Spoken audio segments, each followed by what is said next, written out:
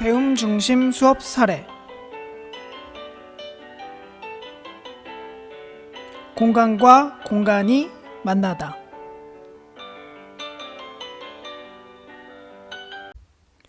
코로나19로 인해 우리가 일상으로 생각했던 교실이 아닌 온라인을 통해서 학생들을 만나고 있습니다. 이 어려운 상황 속에서도 우리의 배움은 계속되고 있고, 역사 교사로서 저 역시 배움을 더 증진시키기 위한 많은 고민을 하고 있습니다. 오늘은 수업의 사례, 즉 배움 중심 수업의 사례를 여러 선생님들과 함께 나눠보도록 하겠습니다. 수업의 절차에 있어 학습할 주제를 결정하고 목표를 설정하고 어떠한 활동을 전개할 것인지 또 정리하고 반성할 것인지를 실제 오프라인 수업과 비슷한 맥락에서 고민하는 데부터 출발했습니다. 그러기 위해서는 제가 가르쳐야 되는 부분의 성취 기준을 확인하는 것에서부터 출발했고, 그래서 실제 고조선의 성립과 발전, 만주와 한반도의 여러 나라를 살펴보았습니다. 또한 성취 기준을 바탕으로 학습 목표를 설정하고 역사과 핵심 역량을 바탕으로 해서 어떻게 하면 배움을 증진시킬 수 있을지 학생 활동이 중심이 되는 수업 활동을 고민하였습니다. 그래서 먼저 아이들이 작은 역사가가 돼서 체험하는 활동을 온라인상에서 할 수 있도록 수업을 설계하였고, 그 다음 개별 학습이 아니라 모둠을 구성해주고 그 모둠을 바탕으로 릴레이 일기쓰기라는 활동을 EBS 온라인 클래스를 통해서 구현하고자 하였습니다. 실시간 온라인 강의 수강과 담당 교사가 직접 제작한 콘텐츠를 제공해서 아이들이 학습하고, 또한 모둠 기반의 협력적 과제 수행을 병행함으로써 학생과 교사, 학생과 학생 간의 상호작용을 높여서 다양한 능력을 함양하고자 했습니다. 제 의도는 동기 유발의 과정에서부터 다양한 세 가지로 주제를 세분화하여 그 활동의 다양성을 높이고자 하였습니다. 수업의 대부분은 EBS 온라인 클래스를 통해서 이루어지고 있었고, 유튜브 영상을 링크함으로써 각 강의 또 사후 과제가 유기적으로 연결되도록 설계하였습니다. 영상을 제작하는 과정입니다. 먼저 수업의 계획은 일반적인 수업 계획과 마찬가지로 목표 설정부터 활동을 전개하고 정리 및 반성하는 그런 단계까지 이어지는 일련의 교수학습 활동 계획을 세운 후에 그 계획을 바탕으로 해서 아이들이 설명하고 아이들이 이해하기 좋은 쪽에 그 슬라이드, 파워포인트 슬라이드를 구성해서 비주얼, 아이들이 직접 보고 그 내용들을 통해서 이해도가 높아질 수 있도록 고민하였습니다. 촬영의 방법은 교실 상황을 그대로 재현하고자 하였습니다. 빔 프로젝터를 칠판에 쏘고 또한 노트북과 조명기기를 활용해서 아이들이 조금 더 교실 상황에 가까운 상황으로 학습을 할 수 있도록 하였습니다.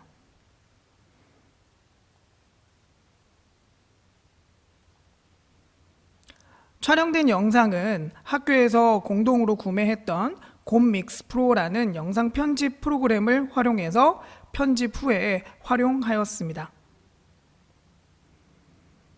만들어진 영상은 EBS에 링크를 걸기 전에 제가 이번에 새로 만들었던 유튜브 채널을 통해서 업로드하는 과정을 거칩니다.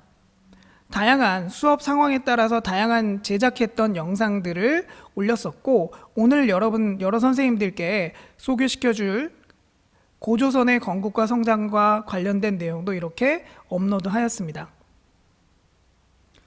실제 수업의 과정을 돌아보도록 하겠습니다.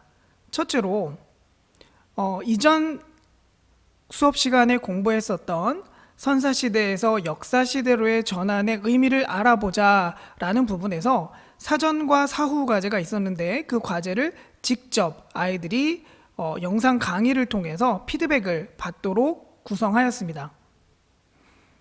EBS 온라인 클래스에는 배움일지라는 부분과 사전 과제가 연결될 수 있도록 하였습니다. 실제 사전 과제는 만약에 여러분들이 역사학자가 돼서 유물을 발견했다면 어떤 용도로 쓰였을지 추측해보고 이 유물의 이름을 무엇으로 지을 것인지 한번 댓글로써 달아보는 과정이었습니다. 실제 아이들은 다양한 의견들을 제시해주면서 마치 역사가처럼 이름 짓는 활동들을 하였습니다. 어디서 많이 봤던 거죠? 지난 시간에 여러분들한테 주어졌던 사전 과제였습니다. 자, 여러분들이 직접 역사가가 되어서 이 유물의 이름을 정하고 어떤 용도로 사용했을 것인지 추측해보는 문제였어요. 재밌는 답들이 굉장히 많이 나왔었어요. 여러분들이 그 EBS 온라인 클래스에 과제로 제출해줬던 부분을 선생님이 캡처해가지고 올려놨는데 잘 안 보이죠? 더 크게. 네, 대표적으로 이름을 붙였던 게 겉모습에 여러분들이 많이 좀 집중했던 것 같아요. 그래서 돌바퀴라든가 흙 과자, 굉장히 독특한 접근이었는데요. 과거의 사람들은 흙을 먹었을 것 같다. 과거와 다르지만 그때 선사시대에 살았던 사람들도 우리와 똑같은 생물학적 구조를 가진 사람이었는데 흙을 먹는다. 사실 좀 이해하기는 어려웠지만 과거는 우리하고 달랐으니까 라고 생각했던 여러분들의 접근이라고 생각해요. 그 다음 돈으로 쓰였을 것 같다. 근데 지난 시간에 우리 공부했지만 돈의 최초의 모양은 흙을 빚었던 게 아니라 조개 껍데기라든가 혹은 금속을 가지고 만드는 그런 과정을 살펴봤으니까 이것도 역시 겉모습으로 여러분들이 판단했던 것 같아요. 그 다음 불 피우개, 굉장히 독특한 접근이었습니다. 가운데 구멍에다가 나무를 넣어서 손으로 돌려서 불을 피워내는 도구로 사용했을 것 같다. 네, 여러분들이 마치 역사가인 것처럼 이름을 붙이고 사후 과제 역시 배움일지와 연계해서 작성을 하였고 또 앞에서처럼 과거의 유물을 발견한 부분이 아니라 이번에는 미래의 사람이라면 현재 우리가 사용하고 있는 스마트폰을 어떻게 어떤 이름을 또 어떠한 용도로 사용하고 있을지를 추측하는 부분으로서 역시 작은 역사가가 되는 활동을 구상하였습니다. 다양한 의견들을 사전 과제보다는 훨씬 더 많은 의견들을 제시해 주는 걸 통해서 봤을 때 수업 활동을 통해서 아이들의 역사적 인식의 범위가 훨씬 넓어졌다는 것을 확인할 수 있었습니다. 봤던 거죠. 자, 사후 과제입니다. 우리에게 너무 익숙한 사과폰이죠. 사과폰이 깨진 상태로 2000년 뒤에 여러분들이 역사가라면 지금이 2020년이잖아요. 그러면은 언제입니까? 4020년. 4020년에 이것을 발견했을 때 그 당시의 사람들은, 그때 사람들이 이걸 뭐라고 생각할까? 두 번째, 사후 과제. 수업 이후의 과제였는데 역시 또 수업을 듣고 나니까 여러분들의 생각들이 어때요? 굉장히 다양해졌죠. 원종쌤이 굉장히 수업 잘해주신 것 같아요. 아이들이 처음에 접근하는 것과 뒤에 접근하는 것이 굉장히 달랐거든요. 자, 10번의 다솜이는 이것은 분명히 측정기다. 왜 측정기라고 썼냐 하면 균열되어 있는, 즉 깨진 부분을 후대 사람들은 균열된 부분이라고 생각할 거고 그 균열된 정도를 가지고 뭔가를 측정했을 것이다 라고 추측을 해요. 미래의 시선으로 도구를 말하는 거죠. 그 다음 9반의 재윤이 중학교 2학년 학생답게 2000년 뒤의 사람들이 이거 패턴을 풀지 못해서 이거 뭔지 몰랐을 거다. 네. 잠금 장치를 풀 수 없었을 거다. 아이폰이 자랑하잖아요. 보안? 그렇죠? 근데 제 생각에는, 선생님 생각에는 2000년 뒤의 사람들이 이런 패턴을 풀지 못할까? 라는 생각을 했어요. 또 7반의 우리 채린이는 대형 디바이스다. 굉장히 재밌는 접근이었는데 우리가 보기에 휴대폰은 굉장히 작은 디바이스 매체잖아요. 근데 2000년 뒤의 사람들한테는 이렇게 들고 다니는 매체가 없을 거다. 네, 우리 영화 마이너리티 리포트인가요? 그 영화 보면 이렇게 막 화면을 공간에다 그냥 띄워놓고 하는 거 있죠. 2000년 뒤의 사람들은 그렇기 때문에 이런 것들을 들고 다니는 게 우리가 보기엔 작지만 미래의 사람들한테 굉장히 어떻게 크게 느껴질 거다. 재밌는 접근이었습니다. 자, 여러분들이 접근했던 것이 역사가들이 하는 역사 자료, 즉 사료를 탐구하고 비판적으로 검토하는 과정, 여러분들이 실제로 해봤던 거고요. 여러분들이 실제 작은 역사가가 돼서 역사가처럼 사료를 비판하는 과정. 동기 유발을 위한 두 번째 활동으로서는 시대를 나눠서 모두만의 릴레이 일기쓰기 활동을 수업 주제와 자연스럽게 연결 짓고자 하였습니다. 아이들은 EBS 온라인 클래스의 토익 토론 공간에서 각 모둠을 구성해 주었고 그 모둠별로 릴레이로 일기를 쓰는 활동을 통해서 하나의 청동기, 신석기, 구석기의 하나의 시대상을 일기로서 표현해 보도록 설계하였습니다. 예를 들면 2학년 7반 학생들의 특정 아이들을 청동기를 쓰는 팀원으로 지정해주고 또한 일기의 키워드를 지정해줌으로써 해당하는 시대의 키워드를 바탕으로 완성된 하나의 일기를 아이들이 모둠별로 완성할 수 있도록 하였는데 댓글의 형태로 달리다 보니까 시간의 순서대로 보시는 것처럼 시간의 순서대로 아이들이 이야기를 이어가면서 일기를 완성해 나가는 모습을 확인할 수 있었습니다. 자, 이런 식으로 오늘은 민문이 투기에다가 내일 먹을 쌀을 저장했다. 민문이, 그죠? 청동기 시대 대표적인 독이고요. 쌀, 벼농사의 시작이 바로 청동기입니다. 잘 접근해줬고요. 그 다음 쌀을 저장한 다음에 청동거울을 이용해서 제사를 지냈다. 그쵸? 제천의식이 행해지면서 종교적인 심성이 훨씬 더 커졌던 모습입니다. 그리고 반달돌칼을 이용해서 내일 먹을 나무를 뜯었다. 오, 반달돌칼. 청동기 시대를 상징하는 대표적인 돌칼입니다.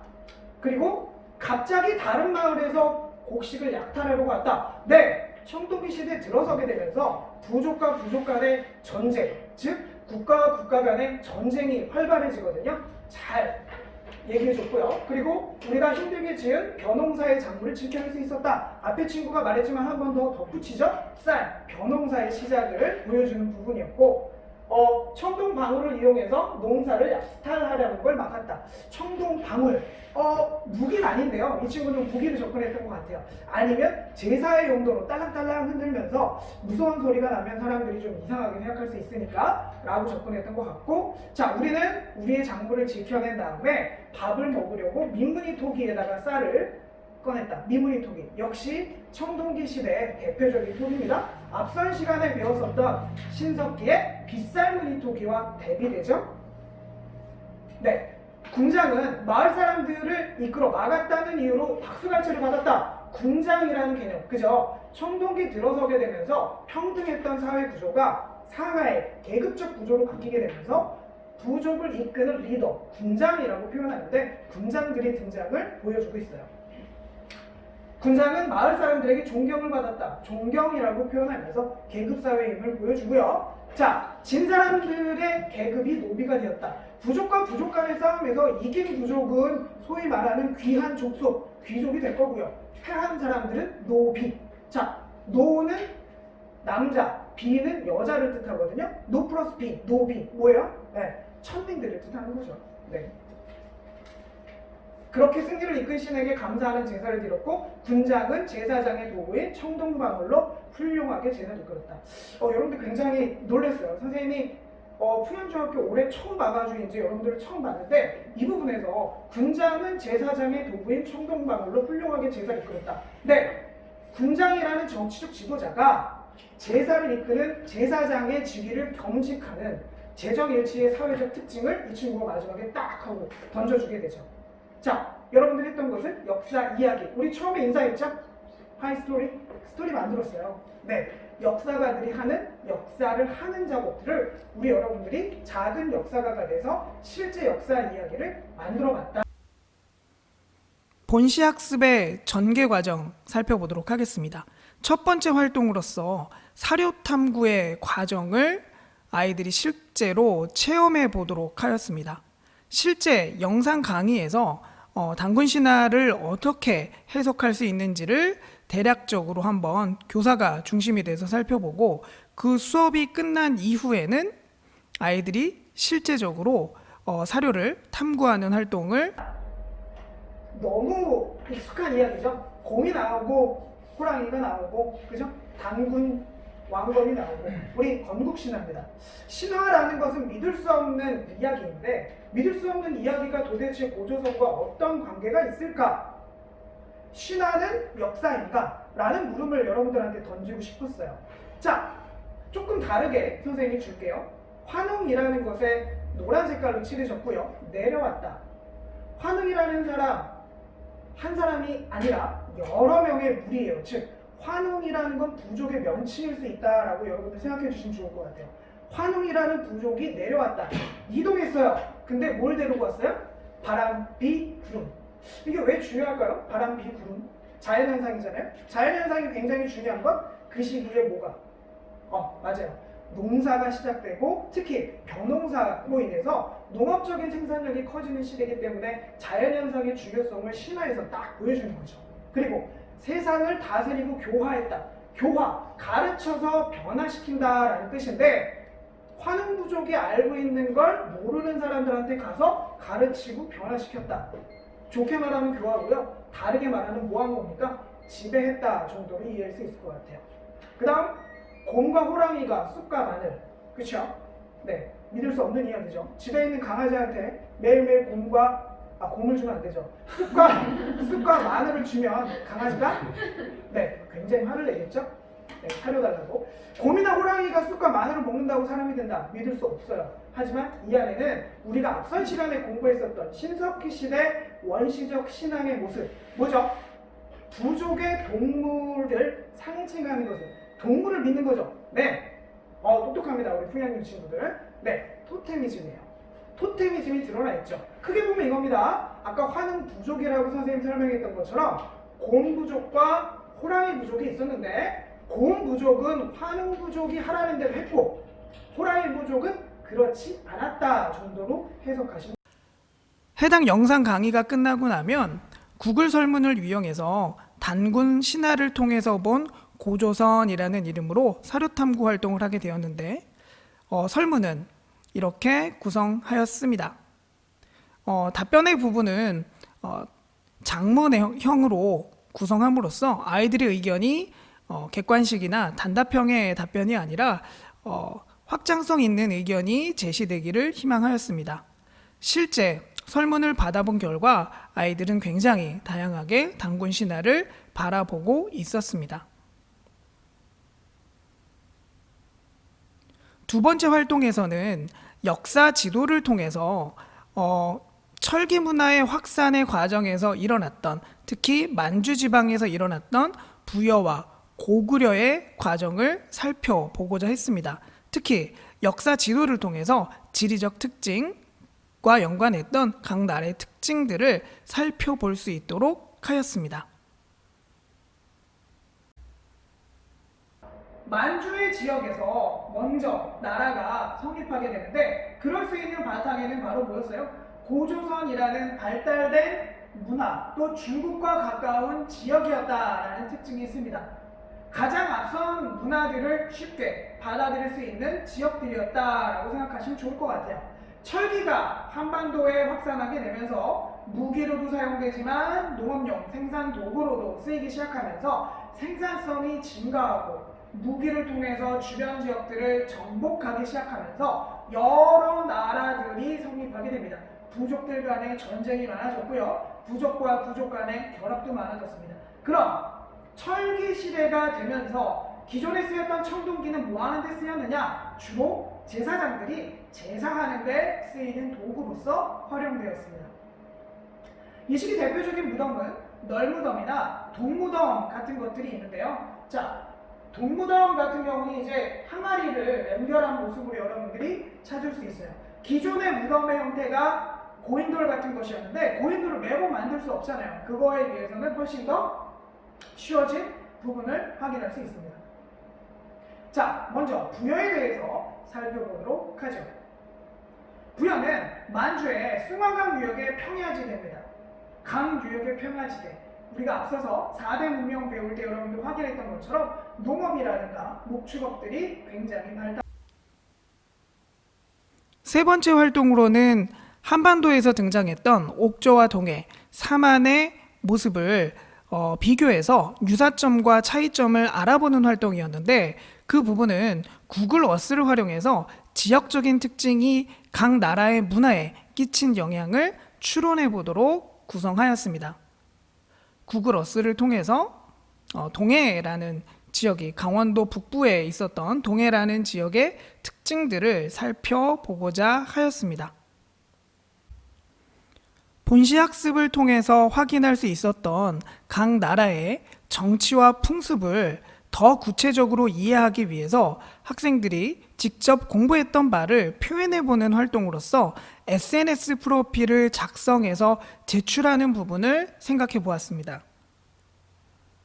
특히 아이들이 많이 활용하고 또한 온라인 수업의 특징을 살려서 실제적으로 만약에 각 나라가 SNS를 소유하고 있다면 어떻게 표현할 수 있을지, 그 부분을 문화적 특징이 드러나는 부분으로서 아이들이 표현해 보길 희망하였습니다.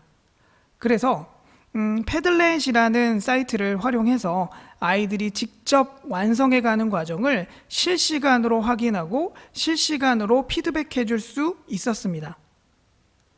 예를 들면 첫 번째 학생 경우에 부여라는 국가와 부여라는 도시를 헷갈리는 경우가 있었습니다.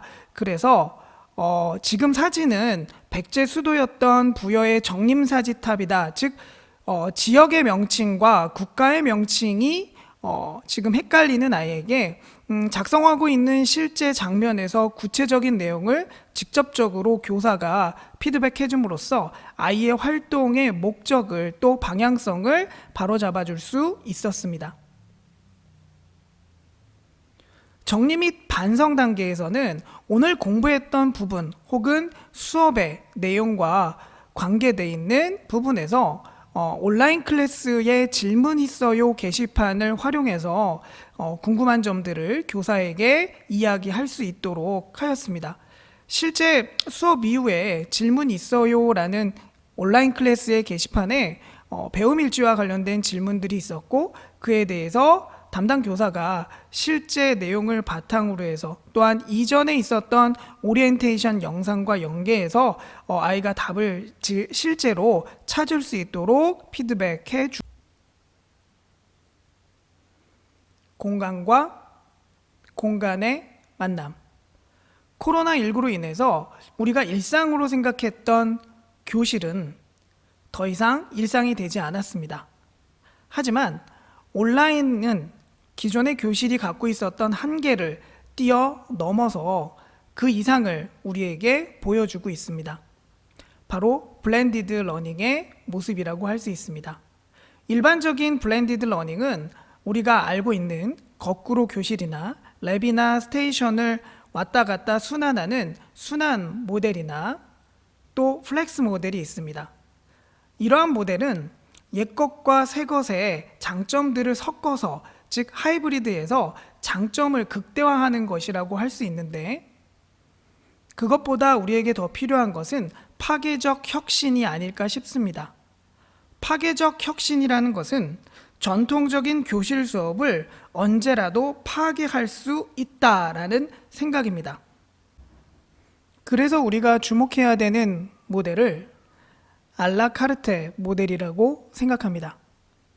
알라카르테는 서양의 정식 코스 요리를 가격별로 세분화하여 수요자가 품목별로 선정해서 먹을 수 있는 일품 요리를 뜻합니다. 학생들과 함께하는 블렌디드 러닝 역시 학생들이 전적으로 온라인에서 강의를 듣고, 학교나 러닝센터는 그 외에 다양한 경험을 쌓는 학습의 과정으로서 구성한다라는 측면입니다. 수요자, 즉 학생들이 원하는 다양한 수준의 맞춤형 컨텐츠의 제공이 뒤따라야 하고, 교사는 교사의 특징을 살린 면대면의 멘토링과 즉시적 피드백을 통해서 학생의 배움을 높일 수 있습니다.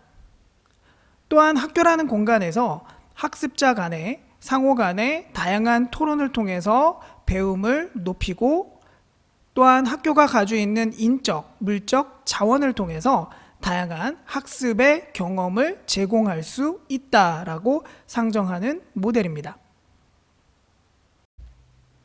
오늘 제가 소개시켜드렸던 수업의 사례는 교육의 효과를 극대화할 수 있는 온라인과 오프라인의 결합, 즉 블렌디드 수업을 위한 하나의 제언이었습니다. 실패담이라고 혹은 그냥 경험담이라고 생각해 주셔도 좋습니다. 하지만 앞으로 우리가 마주하게 될 현실은 블렌디드를 더욱더 고민해야 되는 시점인 것은 분명한 것 같습니다. 여러 선생님들과 함께 이 고민을 함께 나누고 연구하고 공부하고 싶습니다.